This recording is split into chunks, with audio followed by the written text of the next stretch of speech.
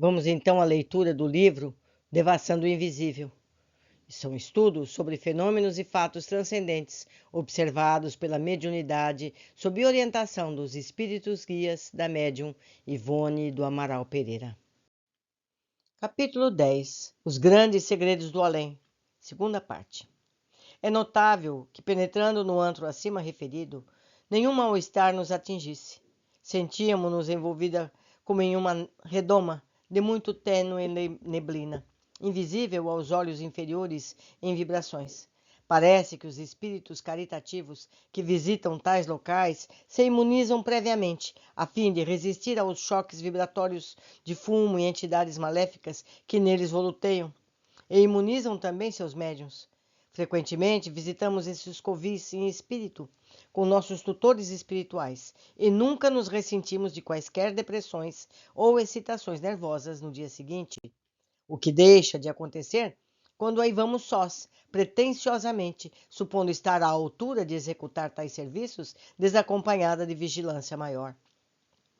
As entidades desencarnadas, entrevistas na dita taverna, bebiam aguardente e cerveja, devoravam comestíveis avidamente, fumavam, jogavam cartas e dados, brigavam, discutiam, insultavam-se, esbofeteavam-se, mimoseavam-se com epitetos de baixo calão. Nosso guardião invisível, até para nós mesmos, embora continuasse certa de sua presença, pela segurança que sentíamos e através das intuições com que se fazia entender, as quais ouvíamos como se tratasse de sua voz, explicou-nos. A estes e a seus congêneres deve a Sociedade do Rio de Janeiro grande percentagem dos acidentes verificados diariamente nas vias públicas e pelos domicílios particulares, atropelamentos, quedas, braços e pernas partidos, queimaduras, suicídios, homicídios, brigas, escândalos, confusões domésticas, assaltos, etc. É a atmosfera em que vivem e se agitam, porque já era afim com ela antes de passarem para a vida invisível, e que constantemente inspiram, sugerem e incitam, encontrando no indivíduo um colaborador passivo que facilmente se deixa dominar por suas terríveis seduções. A infelicidade alheia é seu espetáculo preferido. Provocam mil distúrbios na sociedade, nos lares, que se divertem com a prática de malefícios. Não entendem a sublime significação dos vocábulos amor, caridade, piedade, fraternidade, honestidade. Não creem em Deus nem têm religião. Odeiam o bem e o belo com todas as forças vibratórias que possuem. Odeiam os homens e mulheres que os seguem, sorrateira e covardemente, porque odiavam a própria sociedade antes de morrerem, sabendo que não serão vistos nem pressentidos. E a perseguição mental que desmovem as pessoas é inveterada e implacável, afirmando eles que assim agem por igualmente foram perseguidos quando encarnados pela sociedade, que nunca os protegeu contra os males que tiveram que lutar. Doenças, miséria, fome, falta de instrução, orfandade, desemprego, delinquência, desesperos de mil e uma naturezas. E muitos desses foram, com efeito, delinquentes que a sociedade perseguiu e levou ao desespero, em vez de ajudá-los a se reeducarem para Deus. O resultado de tal incúria por parte das pessoas aí está. Uma vez desaparecidos da vida objetiva, pela chamada morte, infestam como espíritos a sociedade e prejudicam-na cobertados pelo segredo da morte. Meus amigos, eu faço aqui um parênteses. Vocês estão percebendo o que acontece? É um círculo vicioso. Então, uma sociedade doente, onde a infelicidade impera, onde a mendicância, onde a injustiça impera, onde a traição impera, essas pessoas passam para o plano espiritual e tudo circula novamente, essas pessoas influenciando os encarnados, que por sua vez, sem um crivo de justiça, de correção, voltam a delinquir. Isso se torna um círculo vicioso. E o que nós estamos fazendo para resolver isso? Nós estamos ajudando alguém a sair dessa situação? Fica a ideia. Vamos continuar. Inquieta, ousamos perguntar ao paciente mentor, malgrado o respeito que nos inspirava. Mas como poderão persistir em tal procedimento contra as pessoas? Não existirá no além-túmulo uma lei que os impeça de tais monstruosidades contra as pessoas que, além do mais, ignoram encontrar-se sob tais influências? Minha querida irmã, explicou veemente, será oportuno considerar que, da mesma forma, monstruosidade será a sociedade deixar um órfão ou um filho de pais miseráveis ou delinquentes criar-se ao abandono pelas ruas. E a sociedade o faz agora, e o fez como esses mesmos que estás vendo aqui.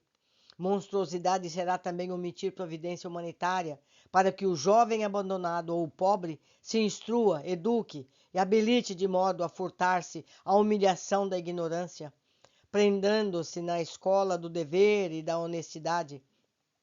No entanto, esses que aqui vemos foram banidos pela sociedade, que lhes não facilitou a escola, nem a educação, nem exemplos bons, senão a dureza de coração com que os tratou.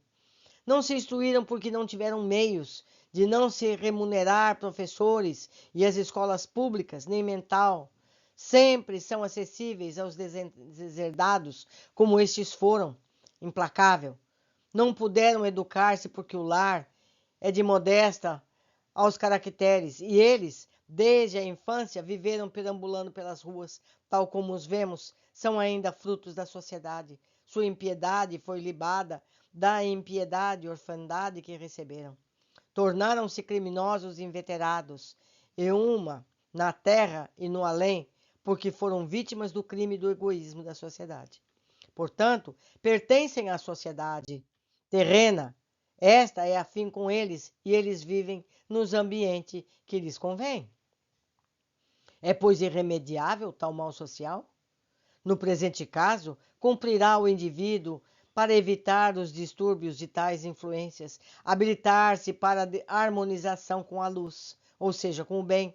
Para isso, ele possui a consciência, além de uma experiência secular, senão milenar, das gerações que o antecederam, e cujo patrimônio de moral e sabedoria ele herdou para a sua orientação. Será necessário que a pessoa compreenda que, como parcela divina que é, veio ao mundo sobre suas também para colaborar na obra de aperfeiçoamento do planeta em que vive. E essa colaboração certamente subentenderá auxílio às almas mais frágeis do que a dele, que gravitam ao seu lado nas peripécias da evolução. Mas se ele prefere permanecer nas trevas do próprio egoísmo, permitindo livre curso aos instintos inferiores, negando-se a reagir contra as próprias tendências mas será envolvido pelas trevas, pois se homisou com elas. A pessoa honesta, sensata, prudente, sóbria, amigo do bem, dificilmente ou jamais um assédio deste encontrará repercussão. Esqueceste que isso tem livre curso no grau de afinidades e também na invigilância, na imprudência, na advertência de cada um? Raciocinemos, porém, é claro que ninguém quererá ser atropelado e fraturar uma perna ou um braço e ir para o hospital.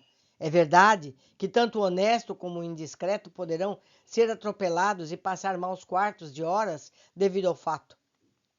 Mas ambos, com a própria invigilância, com a imprudência e reflexão, que a displicência com que se habituaram a encarar as coisas do mundo, deixaram-se envolver pelas faixas maleficentes daqueles invisíveis que vibram maliciosamente, divertindo-se com o sorriso com o sofrimento do próximo.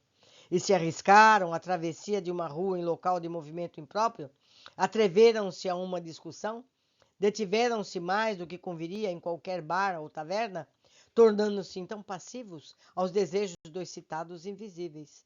E daí por diante. E sabem que são desencarnados? Indagamos recordando a tese sugerida pelos amigos. E como não haveriam de saber?